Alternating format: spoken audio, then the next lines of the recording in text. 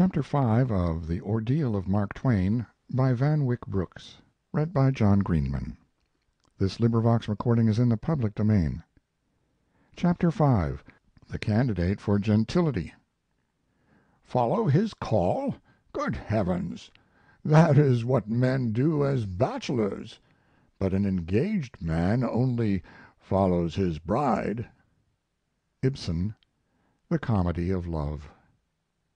The Free Thinkers Society in Pudd'nhead Wilson, as I have recalled, consisted of two members, Judge Driscoll, the president, and Pudd'nhead himself. Judge Driscoll, says our author, could be a freethinker and still hold his place in society because he was the person of most consequence in the community, and therefore could venture to go his own way and follow out his own notions. As for Pudd'nhead, with his crazy calendar, he was a sort of outcast anyway. No one cared a straw what Pudd'nhead believed. It was Mark Twain's little paraphrase, that fable, of Tocqueville's comment, "I know of no country in which there is so little independence of mind and real freedom of discussion as in America." Mark Twain has corroborated this, in so many words, himself. "In our country," he says, "we have those three unspeakably precious things freedom of thought, freedom of speech, and the prudence never to practice either." An American can have a mind of his own, in short, upon one of two conditions only. Either he must be willing to stay at the bottom of the ladder of success, or he must be able to climb to the top. No one cares to impugn a fool, no one dares to impugn a captain of industry. Now, when Mark Twain abdicated his independence as a creative spirit, he put his foot on the first rung of that ladder. The children of light are all Pudd'nheads in the eyes of the children of this world, and if Mark Twain had been able and willing to remain in the ranks of the children of light, he would have been perfectly free to starve and to shine. But once he had made his bid for success, he had to accept its moral consequences. The freedom he had lost at the foot of the ladder he could hope to regain only at the top. Meanwhile he had to play the recognized American game according to the recognized American rules. Here Mark Twain was utterly at sea. His essential instinct, the instinct of the artist, had been thwarted and repressed. Nevertheless, just because he was essentially an artist, he was a greenhorn in the tricks of getting on. Why, it was a constant surprise to him at first that people laughed at his stories and gave him gold and silver for telling them. His acquisitive instinct, no doubt, had asserted itself with the lapse of his creative instinct. Still, it was not, so to speak, a personal instinct. It was only the instinct of his heredity and his environment, which had sprung up in a spirit that had been swept clear for it. It was wholly unable to focus Mark Twain. He, all his life the most inept of business men, without practical judgment, without foresight, without any of Poor Richard's virtues, was never, says Mr. Howells, a man who cared anything about money except as a dream, and he wanted more and more of it to fill out the spaces of this dream. Yes, to fill out the spaces the prodigious failure of his genius had left vacant. To win fame and fortune, meanwhile, as his parents had wished him to do, had now become his dominant desire, and almost every one he met knew more about the art of success than he did. He had to "make good," but in order to do so he had to subject himself to those who knew the ropes. Consequently, whoever excelled him in skill, in manners, in prestige, stood to him in loco parentis. And to complete the ironic circle, he was endlessly grateful to those who led him about, like a Savoyard bear, because he felt, as was indeed true, that it was to them he owed the success he had attained. This is the real meaning of Mr. Paine's remark, It was always Mark Twain's habit to rely on somebody." The list of those to whom he deferred is a long and varied one. In later years "he did not always consult his financial adviser, Mr. Rogers," we are told, "any more than he always consulted his spiritual adviser, Twichell, or his literary adviser, Howells, when he intended to commit heresies in their respective provinces." But these were the exceptions that proved the rule. In general, Mark Twain abandoned himself to the will and word of those who had won his allegiance. There was Artemus Ward, there was Anson Burlingame, there was Henry Ward Beecher. What they told him and how he obeyed we have just seen. There was Bret Harte, who, he said, "trimmed and trained and schooled me patiently, until he changed me from an awkward utterer of coarse grotesquenesses to a writer of paragraphs and chapters that have found a certain favor in the eyes of even some of the very decentest people in the land." Above all, and among many others, there was Mr. Howells, who, from the first moment, "won his absolute and unvarying confidence in all literary affairs. Indeed," adds Mr. Paine, "in matters pertaining to literature and to literary people in general, he laid his burden on William Dean Howells from that day." It was to Howells that he said, apropos of the Innocents Abroad, "When I read that review of yours I felt like the woman who was so glad her baby had come white." It has become the custom with a certain school of critics to assert that Mark Twain's spiritual rights were in some way infringed by his associates, and especially by his wife, the evident fact being that he craved authority with all the self protective instinct of the child who has not learned safely to go his own way, and feels himself surrounded by pitfalls. "There has always been somebody in authority over my manuscript and privileged to improve it," he wrote in 1900, with a touch of angry chagrin, to Mr. S. S. McClure. But the privilege had always emanated from Mark Twain himself. In short, having lost the thread of his life and committed himself to the pursuit of prestige, Mark Twain had to adapt himself to the prevailing point of view of American society. "The middle class," says a contemporary English writer, Mr. R. H. Gretton, "is that portion of the community to which money is the primary condition and the primary instrument of life." If that is true, we can understand why Matthew Arnold observed that the whole American population of his time belonged to the middle class.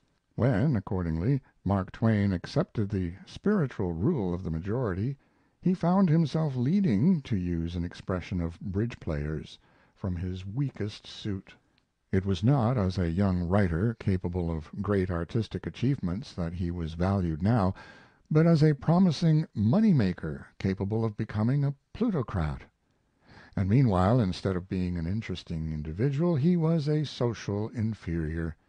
His uncouth habits, his lack of education, his outlandish manners and appearance, his very picturesqueness, everything that made foreigners delight in him, all these raw materials of personality that would have fallen into their natural place if he had been able to consummate his freedom as an artist, were millstones about the neck of a young man whose salvation depended upon his winning the approval of bourgeois society. His outrageousness, as Mr. Howells calls it, had ceased to be the sign of some priceless, unformulated force. It had become a disadvantage, a disability, a mere outrageousness. That gift of humor was a gold mine, so much every one saw. Mark Twain was evidently cut out for success, but he had a lot of things to live down first. He was, in a word, a roughneck from the West, on probation, and if he wanted to get on, it was understood that he had to qualify. We cannot properly grasp the significance of Mark Twain's marriage unless we realize that he had been maneuvered into the role of a candidate for gentility. But here, in order to go forward, we shall have to go back. What had been Mark Twain's original unconscious motive in surrendering his creative life? To fulfill the oath he had taken so solemnly at his dead father's side. He had sworn to "make good" in order to please his mother. In short, when the artist in him had abdicated, the family man, in whom personal and domestic interests and relations and loyalties take precedence of all others, had come to the front. His home had ever been the hub of Mark Twain's universe. Deep down, says Mr. Paine of the days of his first triumphs in Nevada, he was lonely and homesick. He was always so, away from his own kindred. And at 32, able to go back to his mother without shame, having at last retrieved his failure as a miner, he had renewed the peculiar filial bond which had remained precisely that of his infancy. Jane Clemens was 64 at this time, we are told, but as keen and vigorous as ever, proud, even if somewhat critical, of this handsome, brilliant man of new name and fame who had been her mischievous wayward boy. She petted him, joked with him, scolded him, and inquired searchingly into his morals and habits. In turn he petted, comforted, and teased her. She decided that he was the same Sam, and always would be, a true prophecy. It was indeed so true that Mark Twain, who required authority as much as he required affection, could not fail now to seek in the other sex some one who would take his mother's place. All his life, as we know, he had to be mothered by somebody, and he transferred this filial relation to at least one other person before it found its bourne, first in his wife and afterward in his daughters. This was Mother Fairbanks, of the Quaker City party, who had, we are told, so large an influence on the tone and character of those travel letters which established his fame. "She sewed my buttons on," he wrote. He was 32 at the time. "Kept my clothing in presentable form, fed me on Egyptian jam when I behaved, lectured me awfully, and cured me of several bad habits." It was only natural, therefore, that he should have accepted the rule of his wife implicitly, that he should have gloried, as Mr. Howells says, in his subjection to her. "After my marriage," he told Professor Henderson, "she edited everything I wrote, and, what is more, she not only edited my works, she edited me." What indeed were Mark Twain's works in the totality of that relationship? What, for that matter, was Olivia Clemens? She was more than a person, she was a symbol. After her death, Mark Twain was always deploring the responsibility he had been to her. Does he not fall into the actual phrase his mother had used about him? "She always said I was the most difficult child she had." She was, I say, more than a person, she was a symbol. For just as she had taken the place of his mother, so at her death her daughters took her place. Mr. Paine tells how, when Mark Twain was 70 or more, Miss Clara Clemens, leaving home for a visit, would pin up a sign on the billiard room door, "No billiards after 10 P.M." a sign that was always outlawed. He was a boy, Mr. Paine says, whose parents had been called away, left to his own devices, and bent on a good time.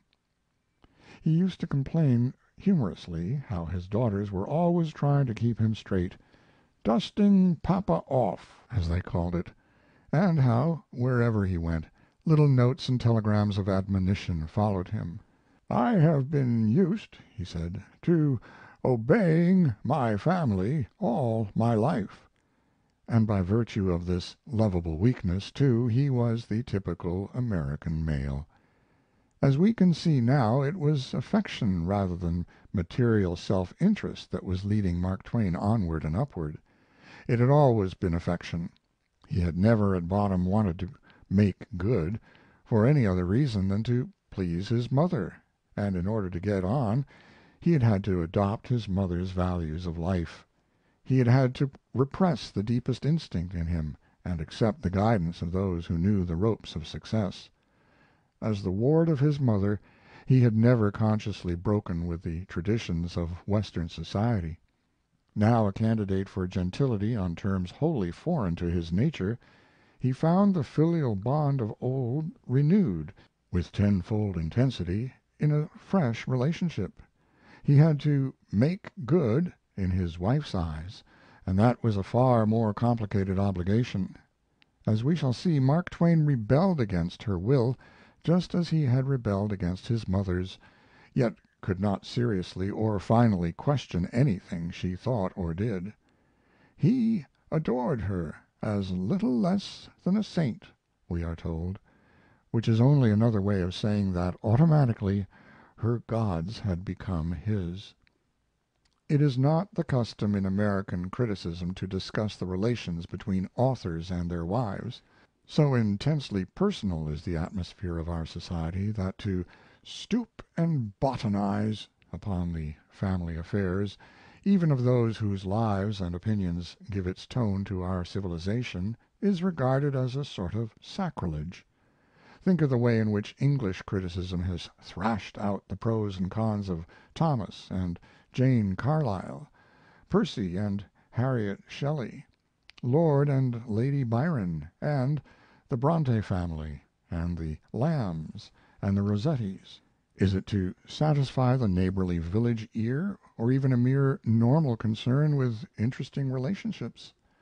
At bottom, English critics are so copious and so candid in these domestic analyses because they believe that what great writers think and feel is of profound importance to society, and because they know that what any man thinks and feels is largely determined by personal circumstances and affections. It is, no doubt, because of this frank, free habit of mind that all the best biographies, even of our American worthies Hamilton, Franklin, and Lincoln, for instance have been written by Englishmen. No one will deny, I suppose, that Mark Twain's influence upon our society has been, either in a positive or in a negative way, profound. When, therefore, we know that, by his own statement, his wife not only edited his works but edited him, we feel slightly annoyed with Mr. Howells, who, whenever he speaks of Mrs. Clemens, abandons his role as a realist and carefully conceals that puissant personage under the veil of "her heavenly whiteness." We feel that the friend, the neighbor, the guest has prevailed in Mr. Howells's mind over the artist and the thinker, and that he is far more concerned with fulfilling his personal obligations and his private loyalties than the proper public task of a psychologist and a man of letters. Meanwhile, we know that neither the wives of European authors nor, for that matter, the holy women of the New Testament have suffered any real degradation from being scrutinized as creatures of flesh and blood. If one stoops and botanizes upon Mrs. Clemens, it is because, when her standards became those of her husband, she stepped immediately into a role far more truly influential than that of any president. Olivia Langdon was the daughter of a wealthy coal dealer and mine owner of Elmira, New York. Perhaps you know Elmira? Perhaps, in any case, you can imagine it. Those upstate towns have a civilization all their own, without the traditions of moral freedom and intellectual culture which New England has never quite lost. They had been so salted down with the spoils of a conservative industrial life that they had attained, by the middle of the 19th century, a social stratification as absolute as that of New England itself. A stagnant, fresh-water aristocracy, 1 7/8 or 2 1/4 generations deep, densely provincial, resting on a basis of angular sectarianism, eviscerated politics, and raw money, ruled the roast, imposing upon all the rest of society its own type, forcing all to submit to it or to imitate it. Who does not know those august brick and stucco mansard palaces of the Middle States, those fountains on the front lawn that have never played, those bronze animals with their permanent but economical suggestions of the baronial park? The quintessence of thrifty ostentation, a maximum of terrifying effect based upon a minimum of psychic expenditure. They are the Vaticans of the coal popes of yesteryear, and all the Elmiras, with a single voice, proclaimed them sacrosanct. We can imagine how Mark Twain must have been struck dumb in such a presence. Elmira, says Mr. Paine, was a conservative place, a place of pedigree and family tradition. That a stranger, a former printer, pilot, miner, wandering journalist and lecturer, was to carry off the daughter of one of the oldest and wealthiest families was a thing not to be lightly permitted.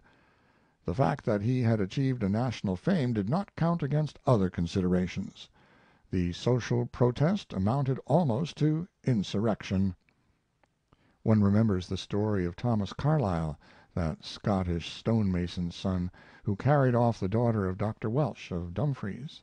One conceives what Carlyle's position would have been if he had not found his own soul before he fell in love, and if Jane Welsh had been merely the passive reflection of a society utterly without respect for the life of the spirit. He would have been, and would have felt himself, the interloper then.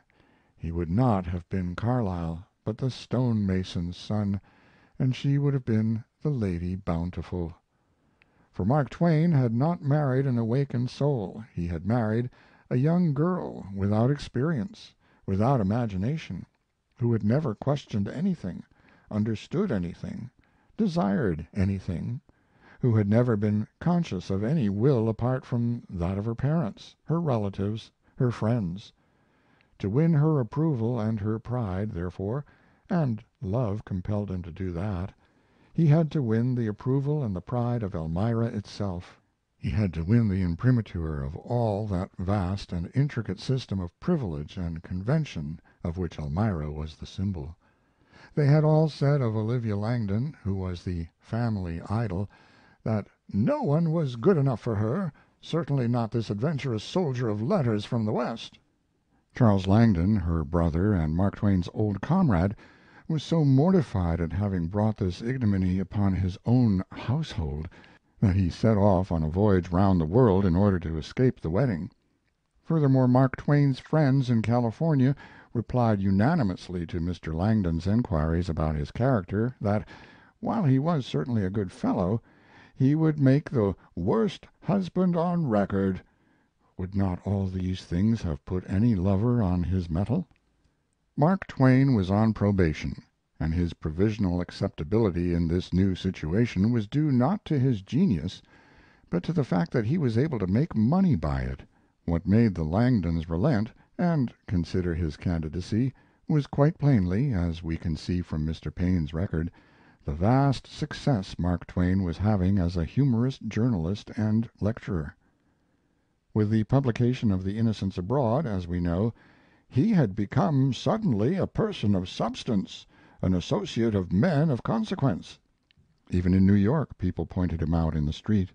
He was a lion, a conquering hero, and Elmira could not help yielding to that. It would be difficult, as Mr. Paine says, for any family to refuse relationship with one whose star was so clearly ascending. But could he, would he, keep it up? To be sure, he considered himself, we are specifically told, not as a literary man, but as a journalist. His financial pace had been set for him. "I wasn't going to touch a book," he wrote, "unless there was money in it, and a good deal of it."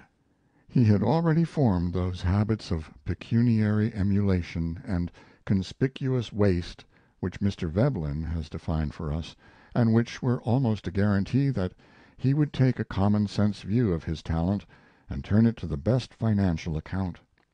3 months before his marriage his erstwhile barefoot boy was already the best possible omen for one with his resources $22,000 in debt. He had put his shoulder to the wheel and had proved that he was able to make money even faster than he spent it. And the instincts of the family man had so manifested themselves in his new devotion that, other things being equal, and his wife would see to that, he really was a safe, conservative risk as a wealthy coal dealer's son-in-law. Jervis Langdon capitulated. He was a hearty soul. He had always liked Mark Twain, anyway. Now he felt that this soldier of fortune could be trusted to cherish his daughter in the style, as people say, to which she had become accustomed. His own household expenses were $40,000 a year. Of course they couldn't begin on that scale. It wasn't to be expected, and besides it wasn't the custom. But at any rate he was going to start them off, and he was going to do it handsomely. One remembers how in The Gilded Age, when Philip Sterling conquers the mountain of coal that makes his fortune, he became suddenly a person of consideration, whose speech was freighted with meaning, whose looks were all significant. The words of a proprietor of a rich coal mine, our author adds, naively, have a golden sound, and his common sayings are repeated as if they were solid wisdom. Mark Twain must have had Jervis Langdon in his mind when he wrote that. As an aspirant to fortune, he naturally stood in awe of a man who had so conspicuously arrived, and now that this man had become his own bountiful father-in-law, he could not, in his gratitude, sufficiently pledge himself to keep his best financial foot forward. Jervis Langdon gave the young couple a house in a fashionable street in Buffalo, a house newly and fully fitted up, with a carriage and a coachman, and all the other appointments of a prosperous menage. It was a surprise, one of the unforeseen delights of Mark Twain's wedding day. He woke up, so to speak, and found himself with the confused and intoxicating sensations of a bridegroom, absolutely committed to a scale of living such as no mere literary man at the outset of his career could ever have lived up to. He had been fairly shanghaied into the business man's paradise. But Jervis Langdon had foreseen everything. Mark Twain's ambition at this time, we are told, lay in the direction of retirement in some prosperous newspaper enterprise, with the comforts and companionship of a home. That was the ambition, already evoked, which his new situation confirmed, the ambition which had now fully become his because the Langdons encouraged it. And as he had no money actually on hand, his father-in-law bound himself to the extent of $25,000 and advanced half of it in cash, so that Mark Twain could acquire a third interest in the Buffalo Express. Thus, almost without realizing it, he had actually become a business man, with love and honor obliging him to remain one. The full consequences of this moral surrender, shall we call it, can only appear as we go on with our story. Meanwhile, we may note that, precisely because of his divided soul, Mark Twain could not consistently and deliberately pursue the main chance. Had he been able to do so, he might, in a few years, have bought his liberty. But he lost interest in his journalistic enterprise just as he was to lose interest in so many other lucrative enterprises in the future, and every time he was driven back to make a fresh attempt. "I have a perfect horror and heart sickness over it," Mrs. Clemens wrote to her sister after the bankruptcy of the publishing house of Charles L. Webster and Company. "I cannot get away from the feeling that business failure means disgrace. I suppose it always will mean that to me. Sue, if you were to see me you would see that I have grown old very fast during this last year. I have wrinkled. Most of the time I want to lie down and cry. Everything seems to me so impossible." Naturally. Inevitably. But imagine an author, who was also a devoted lover, having to respond to a stimulus like that. His bankruptcy was, to Mark Twain, like a sudden dawn of joyous freedom.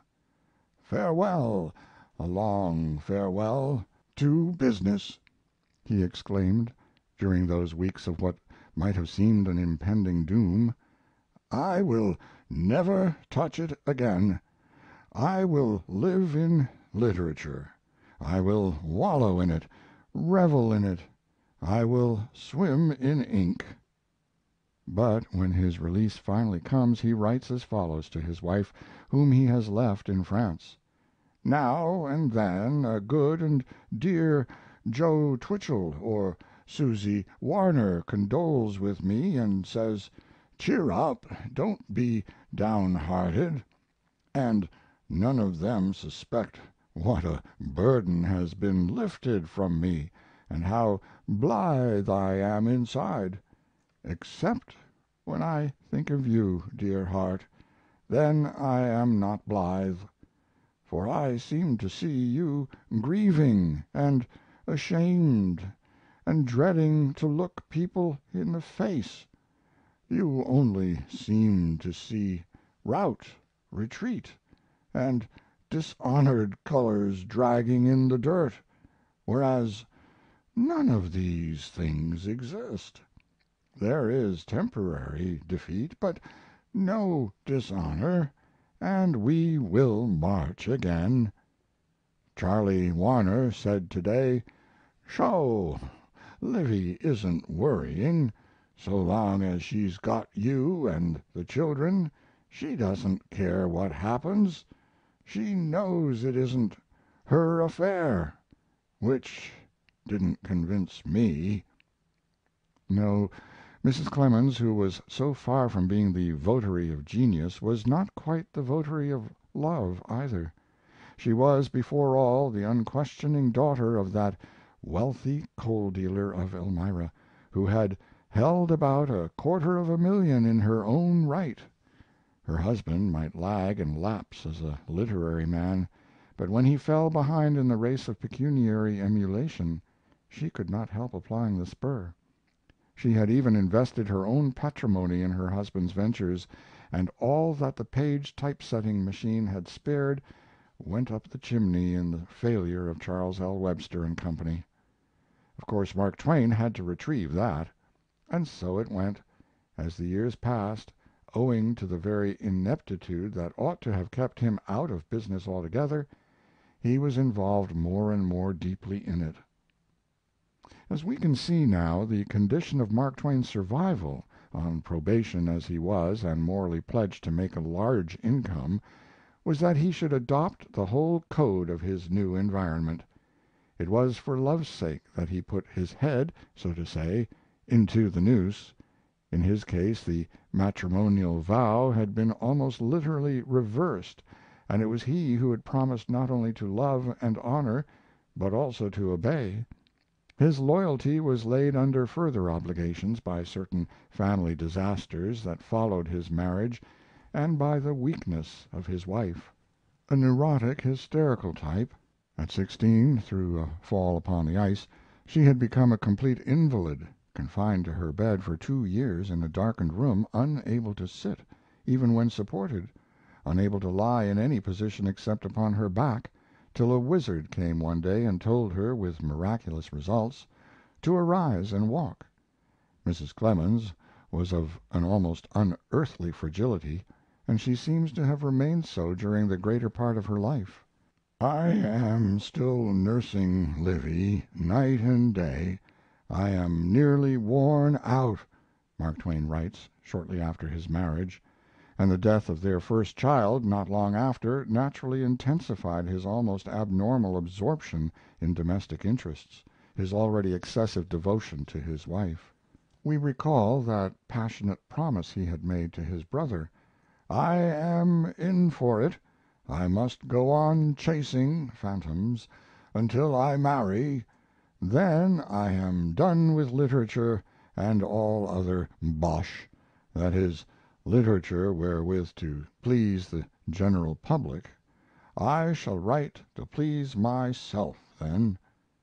What chance did he have now, preoccupied at home, driven to support the pretentious establishment his father in law had wished on him, to find his own bearings and write to please that self which had never possessed any truly conscious existence? The whole tenor of this new life was to feminize Mark Twain, to make him feel that no loyalties are valid which conflict with domestic loyalties, that no activities are admirable which do not immediately conduce to domestic welfare, that private and familiar interests are, rightly and inevitably, the prime interests of man. Eve's diary, written by Mark Twain shortly after his wife's death, is said to figure their relationship. Adam there is the hewer of wood and the drawer of water, a sort of Caliban, and Eve the arbiter in all matters of civilization. "It has low tastes," says Beauty of this beast. "Some instinct tells me that eternal vigilance is the price of supremacy." And how Mrs. Clemens exercised it! There is something for the gods to bewail in the sight of that shorn Samson led about by a little child who, in the profound somnolence of her spirit, was merely going through the motions of an inherited domestic piety. "Her life had been circumscribed," says Mr. Paine, "her experiences of a simple sort." But she did not hesitate to undertake the work of polishing and purifying her life companion. She had no wish to destroy his personality, to make him over, but only to preserve his best, and she set about it in the right way, gently, and with a tender gratitude in each achievement. To preserve his best. She sensed his heresy toward the conventions and forms which had been her gospel, his bantering, indifferent attitude toward life, to her always so serious and sacred. She suspected that he even might have unorthodox views on matters of religion. That was before they were married. Afterward, concerning his religious observances, her task in the beginning was easy enough. Clemens had not at that time formulated any particular doctrines of his own. It took very little persuasion on his wife's part to establish family prayers in their home, grace before meals, and the morning reading of a Bible chapter. Thus was reestablished over him that old Calvinistic spell of his mother's, against which he had so vainly revolted as a child. Preserving his best, as we can see, meant preserving what fitted into the scheme of a good husband, a kind father, and a sagacious man of business, after the order of the Jervis Langdons of this world, for Olivia Clemens had never known any other sort of hero. "In time," says Mr. Paine, with a terrible unconscious irony, "she saw more clearly with his vision, but this was long after, when she had lived more with the world, had become more familiar with its larger needs and the proportions of created things." It was too late then. The mischief had long been done. Mark Twain frightened his wife and shocked her, and she prevailed over him by an almost deliberate reliance upon that weakness to which he, the chivalrous Southerner, the born cavalier in reality, could not fail to respond. Why did she habitually call him Youth? Was it not from an instinctive sense that her power lay in keeping him a child, in asserting the maternal attitude which he could never resist? He had indeed found a second mother now, and he "not only accepted her rule implicitly," as Mr. Howells says, "but he rejoiced, he gloried in it."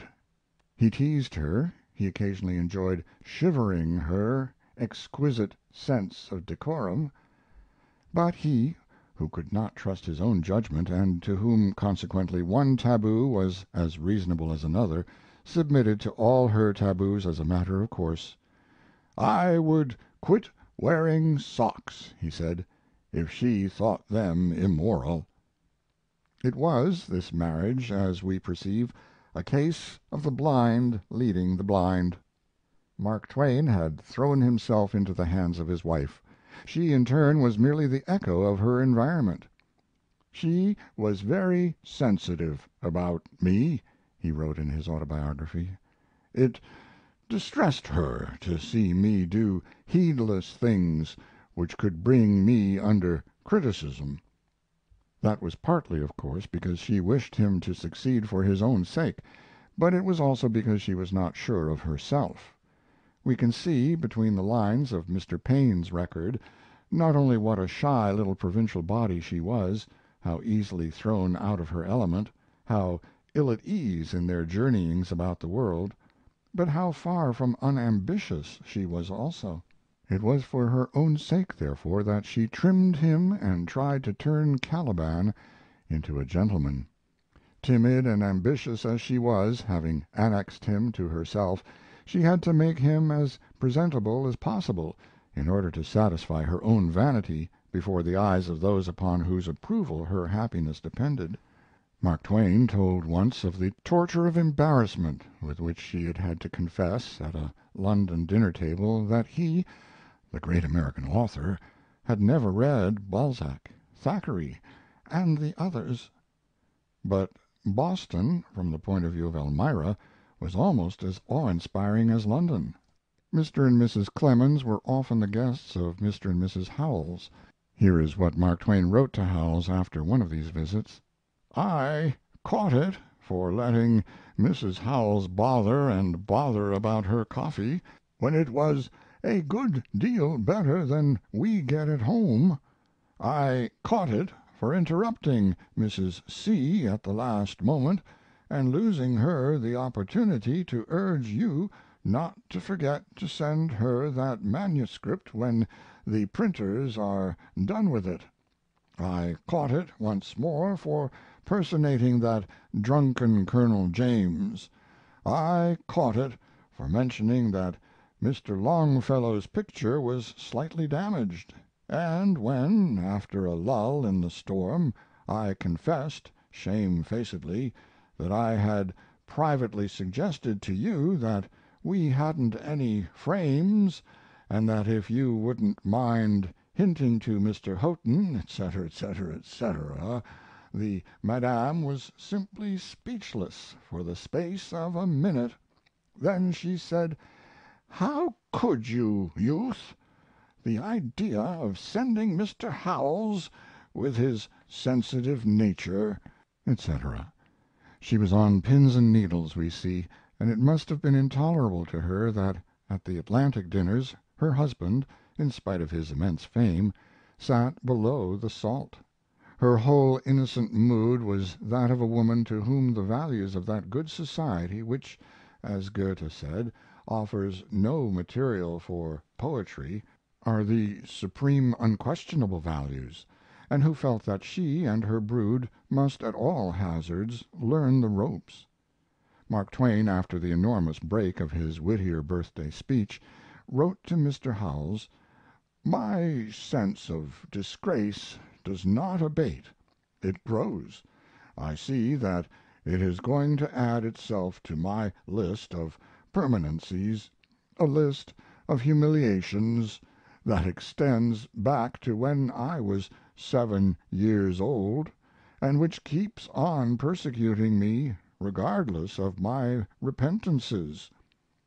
Imagine a European man of genius having to qualify, not as an individual, but as a member of a social order into which he had not been born. Charles Dickens never felt grateful to society because it tolerated the man who had once been a waif of the streets. Mark Twain, as Mr. Paine presents him, was always the barefoot boy among the gods.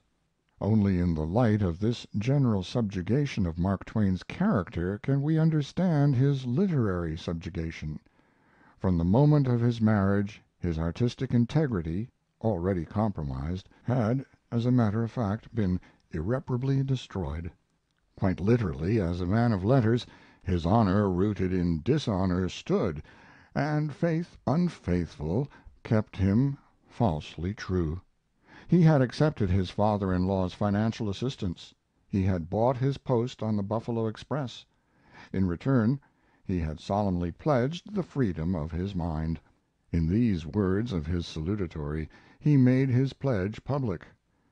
Being a stranger, it would be immodest for me to suddenly and violently assume the associate editorship of the Buffalo Express without a single word of comfort or encouragement to the unoffending patrons of this paper who are about to be exposed to constant attacks of my wisdom and learning. But the word shall be as brief as possible. I only want to assure parties having a friendly interest in the prosperity of the journal that I am not going to hurt the paper deliberately and intentionally at any time. I am not going to introduce any startling reforms, nor in any way attempt to make trouble. Such is my platform. I do not see any use in it, but custom is law and must be obeyed. Never, surely, was a creative will more innocently, more painlessly surrendered than in those words. Marriage had been for Mark Twain's artistic conscience like the final whiff of chloroform sealing a slumber that many a previous whiff had already induced. With that promise to be good, to refrain from hurting "parties having a friendly interest in the prosperity" of his journal, the artist in Mark Twain had fallen into a final trance. Anybody could manipulate him now. We have seen that his wife, who had become his chief censor, having no more independence of judgment than he, simply exposed him to the control of public opinion.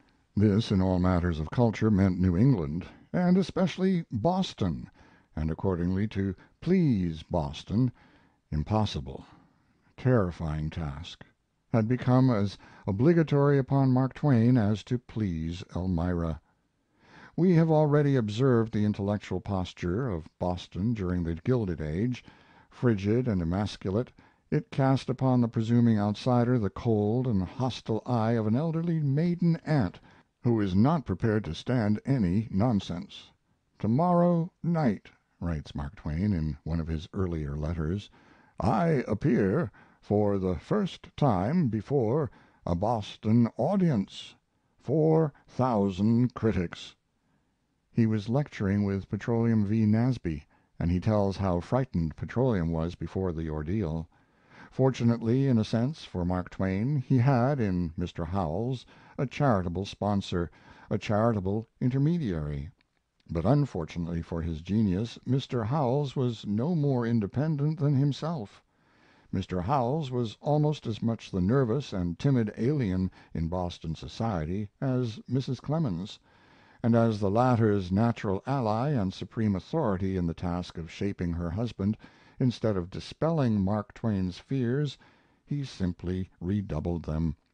Together, like two tremulous maids dressing the plebeian daughter of some newly rich manufacturer in order to make her presentable for a court ball, they worked over him, expurgated him, trimmed him, to his own everlasting gratitude.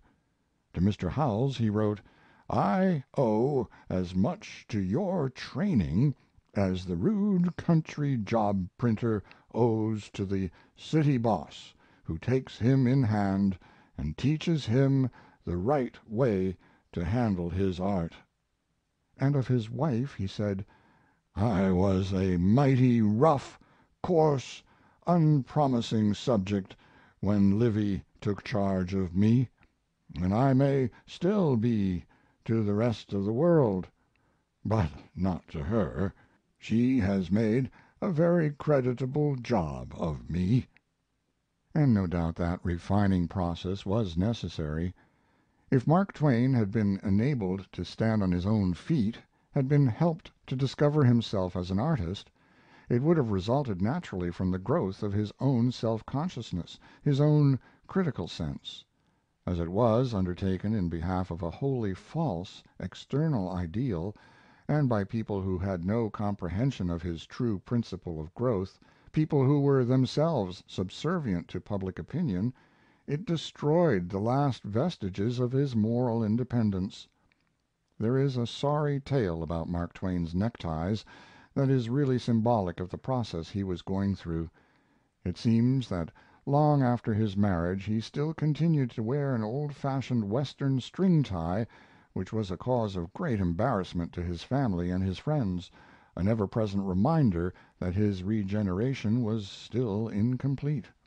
No one quite knew what to do about it, till at last Howells and Aldrich boldly bought him 2 cravats, and humored him, to his wife's infinite comfort, into wearing them.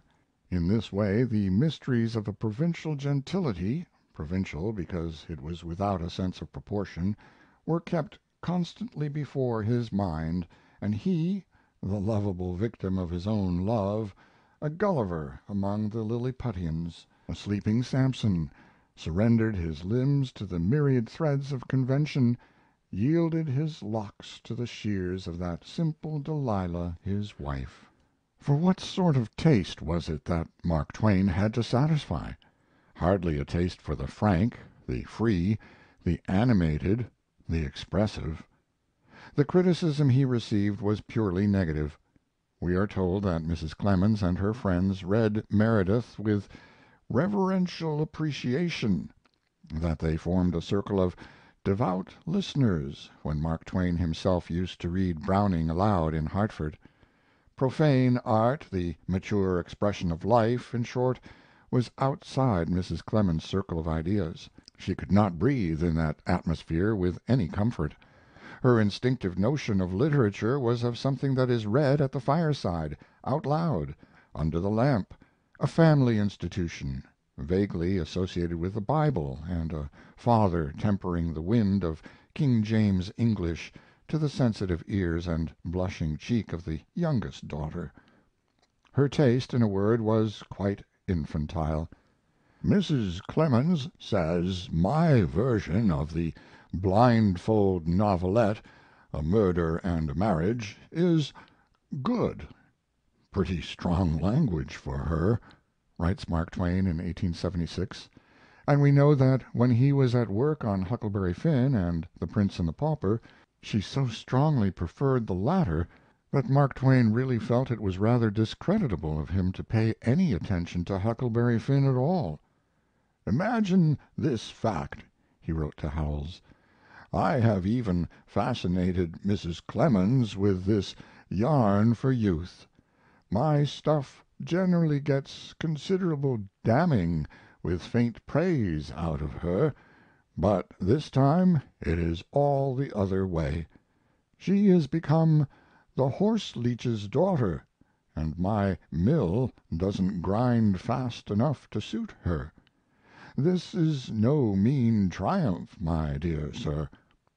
And shortly afterward he wrote to his mother: "I have 2 stories, and by the verbal agreement they are both going into the same book. But Livy says they're not, and by George I, she ought to know. She says they're going into separate books, and that one of them is going to be elegantly gotten up, even if the elegance of it eats up the publisher's profits and mine too." It was The Prince and the Pauper, a book that anybody might have written, but whose romantic medievalism was equally respectable in its tendency and infantile in its appeal, that Mrs. Clemens felt so proud of. "Nobody," adds Mr. Paine, "appears to have been especially concerned about Huck, except possibly the publisher." Plainly it was very little encouragement that Mark Twain's natural genius received from these relentless critics, to whom he stood in such subjection, to whom he offered such devotion. For Mr. Howells, too, if we are to accept Mr. Paine's record, seconded him as often as not in these innocuous infantile ventures, abetting him in the production of blindfold novelettes and plays of an abysmal foolishness. As for Mark Twain's unique masterpiece, Huckleberry Finn, "I like it only tolerably well, as far as I have got," he writes, and may possibly pigeonhole or burn the manuscript when it is done." To which Mr. Paine adds: "It did not fascinate him as did the story of the Wandering Prince. He persevered only as the story moved him. Apparently he had not yet acquired confidence or pride enough in poor Huck to exhibit him, even to friends." And quite naturally.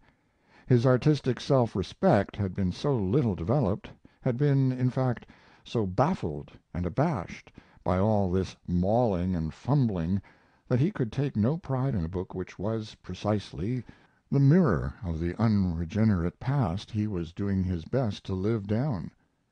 Behold Mrs. Clemens, then, in the role of critic and censor.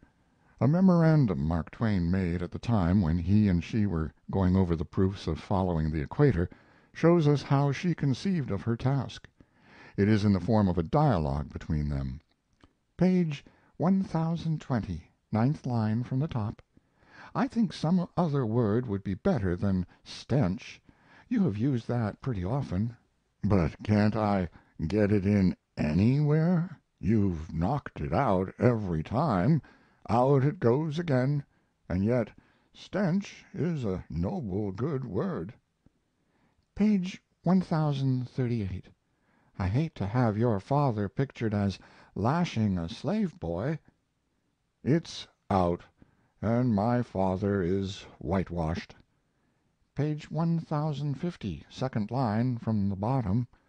"Change breech clout. It's a word that you love and I abominate. I would take that and offal out of the language." "You are steadily weakening the English tongue, Livy." We can see from this that to Mrs. Clemens virility was just as offensive as profanity, that she had no sense of the difference between virility and profanity and vulgarity, that she had, in short, no positive taste, no independence of judgment at all. We can see also that she had no artistic ideal for her husband, that she regarded his natural liking for bold and masculine language, which was one of the outward signs of his latent greatness, merely as a literary equivalent of bad manners, as something that endangered their common prestige in the eyes of conventional public opinion. She condemned his writings, says Mr. Paine, specifically "for the offense they might give in one way or another," and that her sole object, however unconscious, in doing this was to further him, not as an artist, but as a popular success, and especially as a candidate for gentility, is proved by the fact that she made him, as we observe in the incident of his father and the slave boy, whitewash not only himself, but his family history also.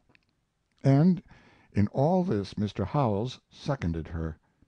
"It skirts a certain kind of fun which you can't afford to indulge in," he reminds our shorn Samson in one of his letters.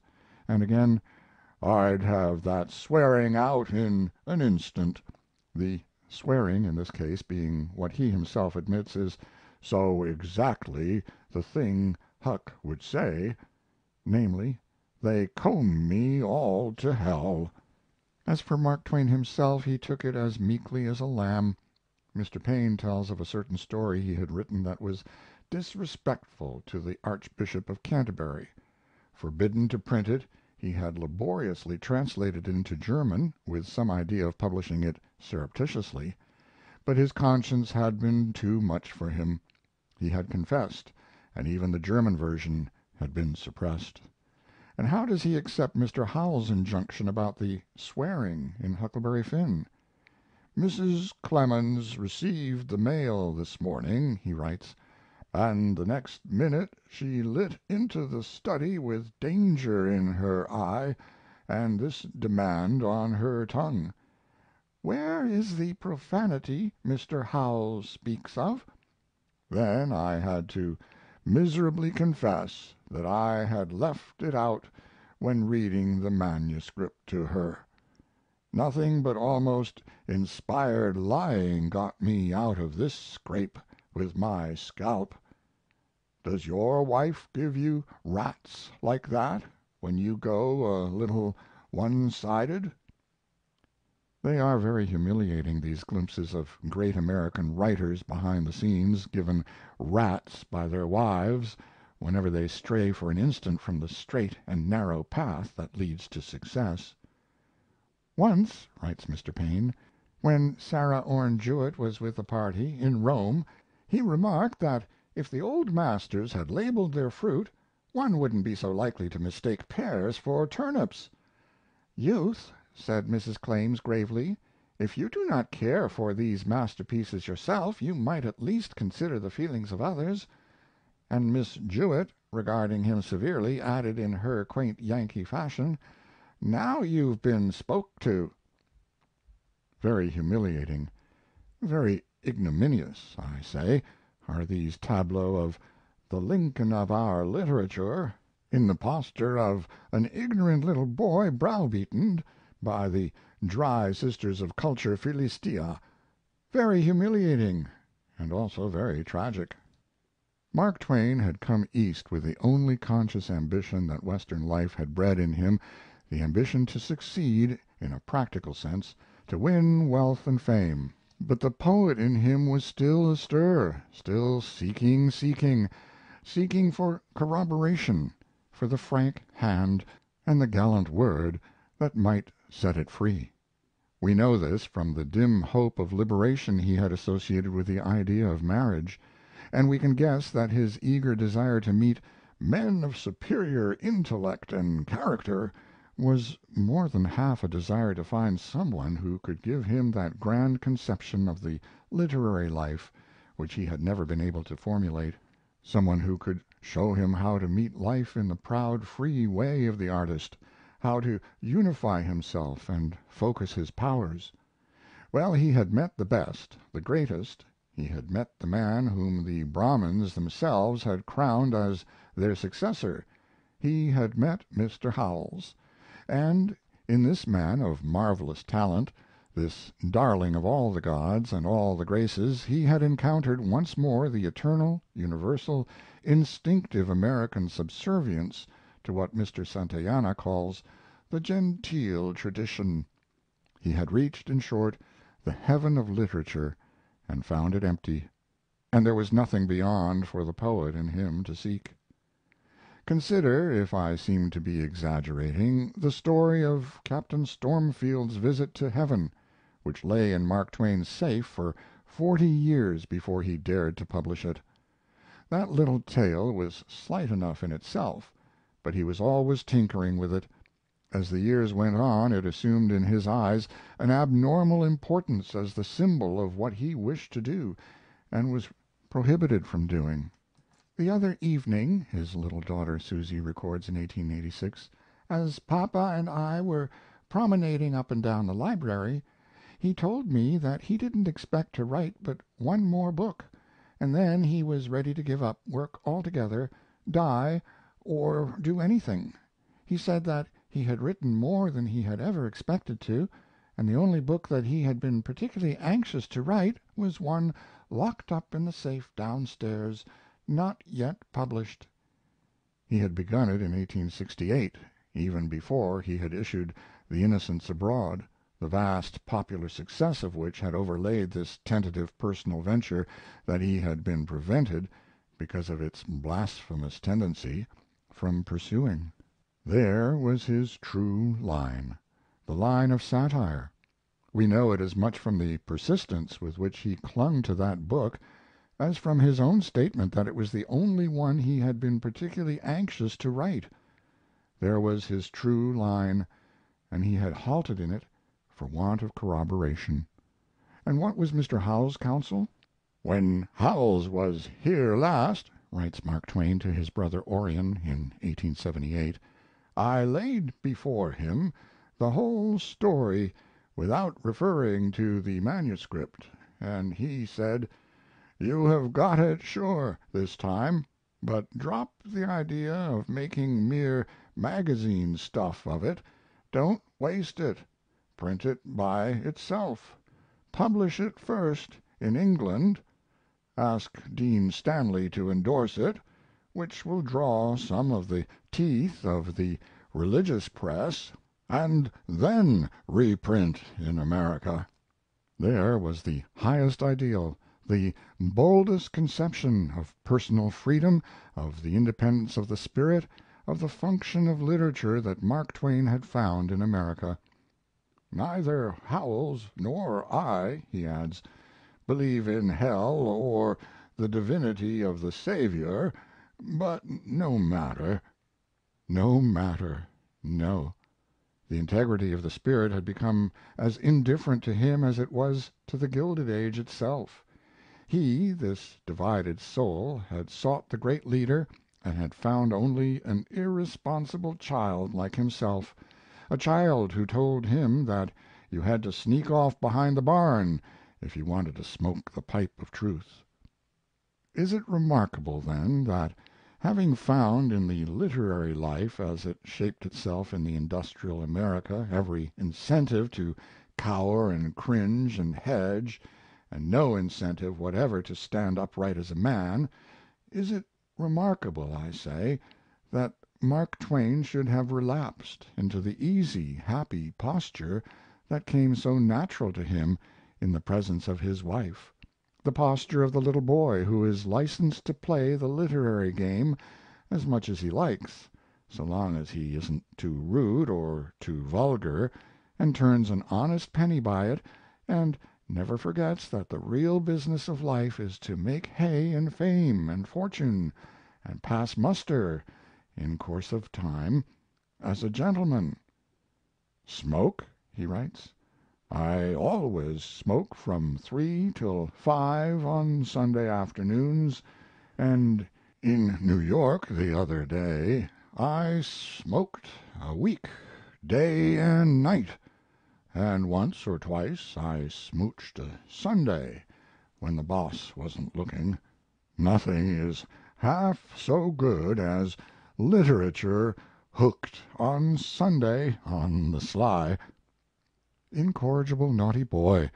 He never dreams of asserting a will of his own, but doesn't he delight in his freedom from responsibility? Isn't it a relief to be absolved from the effort of creating standards of his own and living up to them? "A man is never anything but what his outside influences have made him," wrote Mark Twain years later. "It is his human environment which influences his mind and his feelings, furnishes him his ideals, and sets him on his road, and keeps him in it.